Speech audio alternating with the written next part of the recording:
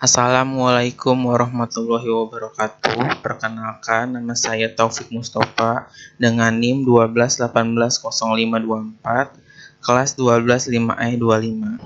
Di sini saya akan menjelaskan tentang implementasi client server PHP MySQL dan Android pada pertemuan 10 dengan mata kuliah Teknologi Web Server. Terlebih dahulu, dalam membuat implementasi client server PHP ini, kita disarankan untuk membuat sebuah database dengan seperti biasa. Pembuatan sebuah database itu nyalakan XAMPP terlebih dahulu dan nyalakan seperti biasanya. Jika sudah nyalakan XAMPP-nya, masuk ke salah satu browser yang diinginkan, lalu ketik localhost phpMyAdmin. Jika sudah, masuk dan buat sebuah database terlebih dahulu.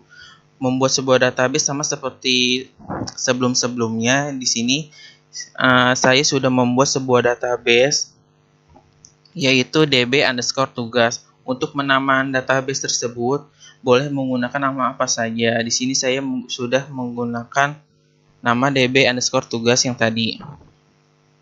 Setelah membuat sebuah database, kita juga disarankan untuk membuat sebuah table yang dimana untuk penamaan table tersebut sama seperti database juga. Untuk penamanya bebas. Di sini juga saya sudah membuat sebuah nama yaitu tbl_mahasiswa. Jika sudah membuat nama database dan table, kita juga disarankan untuk melanjutkan untuk membuat atribut yang ada di table. Untuk penamaan atribut itu, di sini saya sudah membuat namanya yaitu ID, email, nama, dan password. Untuk email, nama, dan password menggunakan sebuah tipe varchar, dan untuk ID itu sendiri menggunakan integer dengan auto increment dan sebuah primary key. Jika kita sudah membuat atribut yang ada pada table tersebut, kita juga membuat isiannya. Klik insert atau tambahkan, ketik sesuai yang kalian inginkan. Untuk ID boleh tidak menggunakan atau mengkosongkan saja, karena nanti dia akan secara otomatis muncul datanya. Untuk email boleh menggunakan nama apa saja. Di sini saya akan mencoba dengan nama saya sendiri.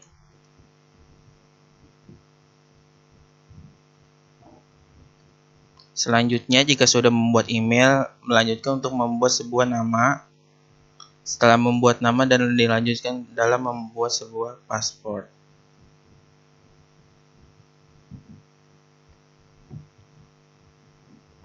Jika sudah, klik go atau kirim. Nanti dia akan muncul seperti ini. Jika kita sudah membuat sebuah database dan table beserta atribut dan isiannya, kita juga membuat sebuah codingan yang dimana codingan tersebut sudah ada di slide ada pada pertemuan 9 atau 10 dengan di mata kuliah TWS. Klik link yang ada pada slide tersebut. Nanti dia akan muncul seperti web. Di sini juga sudah ada panduan dalam membuat sebuah database dan codingannya. Untuk codingannya bisa kalian lihat di bagian bawahnya. Kalian bisa mengetik atau mengcopy isi codingan tersebut.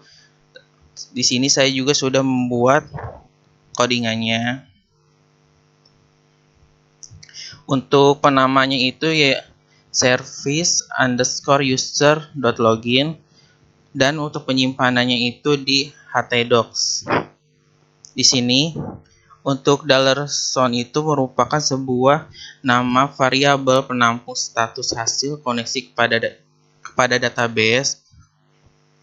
Untuk localhost kita menggunakan sebuah localhost. Untuk DB tugas itu merupakan sebuah nama database yang tadi saya sudah buat. Untuk isert merupakan sebuah fungsi untuk memeriksa apakah suatu variabel sudah diatur atau belum. Untuk email, atribut yang ada di database tersebut, dan password juga sama. Di sini ada ID, email, nama, dan password sama. Ini merupakan sebuah atribut yang ada di tabel database tadi. Tabel underscore mahasiswa ini merupakan sebuah tabel yang tadi saya sudah buat. Jika kita sudah membuat sebuah codingan tersebut, kita akan menguji atau mencoba terlebih dahulu apakah codingan ini bisa berjalan dengan benar atau tidak. Kalian tinggal masuk ke salah satu browser, ketik dengan localhost. Untuk offline-nya, di sini saya menggunakan offline localhost. Nama filenya apa di sini? Nama filenya user underscore service underscore user login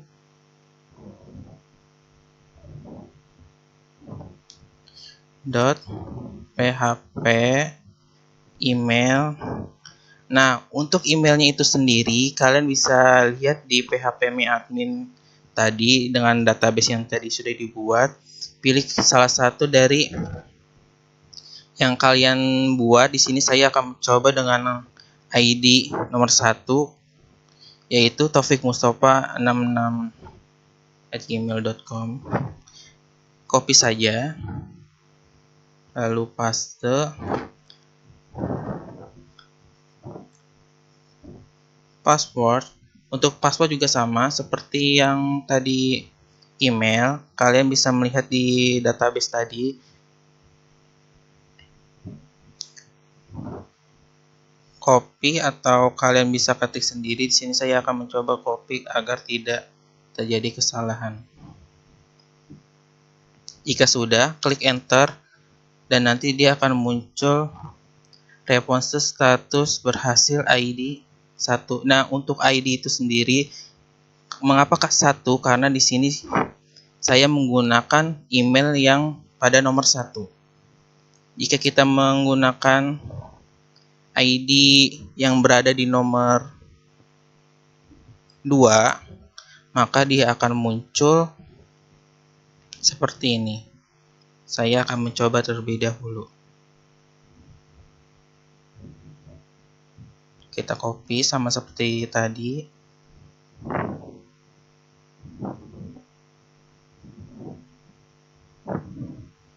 Kita ganti dengan nama yang baru saja kita copy, dan passwordnya juga kita ganti.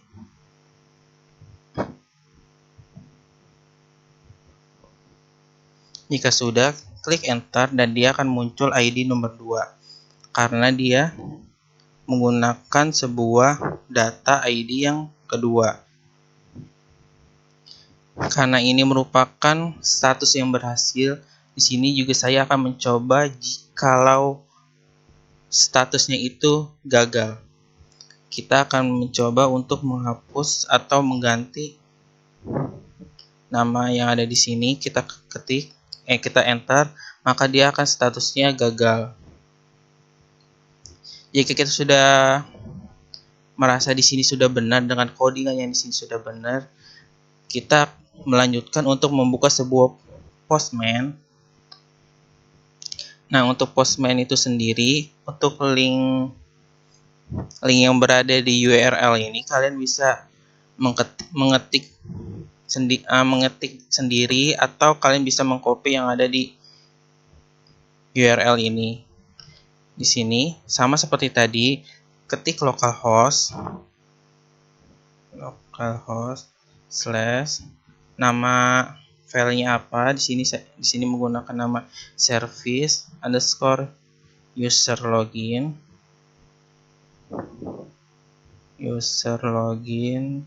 .php. Emailnya sama seperti tadi.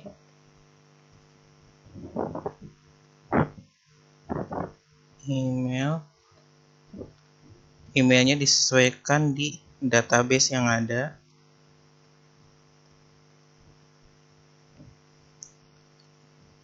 Dilanjutkan membuat sebuah password.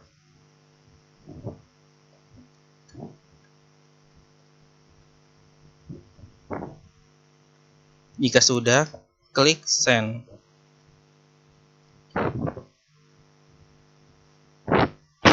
Maka dia akan muncul status sama seperti yang di sini, yaitu berhasil ID 1 karena kita menggunakan sebuah data yang pertama. Untuk pesannya itu, selamat Anda berhasil login. Jika kita mengganti pada emailnya, kita coba, maka dia akan gagal. Karena untuk penamaan ini tidak ada di database yang tadi saya sudah buat. Jika kita sudah membuat sebuah postman seperti ini, kita akan mencoba kembali ke phpMyAdmin kembali dan mengganti password ini supaya tidak ketahuan atau tidak terdeteksi oleh yang lainnya. Kalian bisa centang atau checklist semua kotak yang ada di sini. Di sini tinggal klik saja check all, lalu edit. Di sini ganti pada bagian sebuah sini, klik, lalu cari MD5.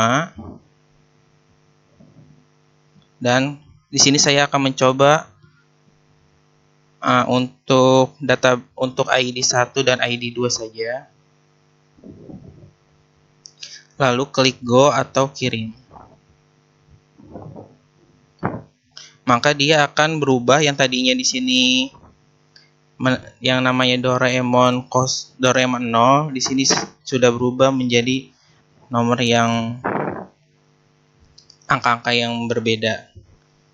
Untuk pencobaannya juga sama seperti yang tadi, tinggal buka saja localhost service phpMyAdmin.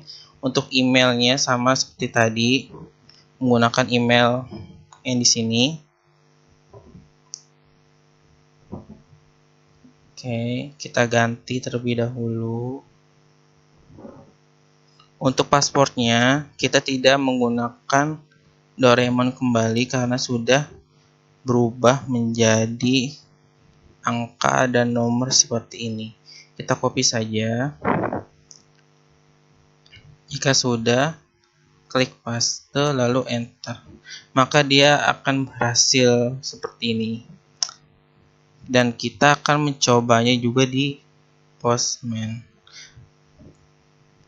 Sebelum mencoba di Postman, ini merupakan status yang berhasil. Jika kita membuat kode ini salah, maka dia akan gagal. Kita akan mencoba di Postman lagi. Kita paste saja, lalu klik enter atau send, maka dia akan status berhasil. Nah, cukup sekian video dari saya. Jikalau ada kesalahan dalam pengucapan atau penjelasan pada video ini, mohon maaf. Sebelumnya, saya ucapkan wassalamualaikum warahmatullahi wabarakatuh.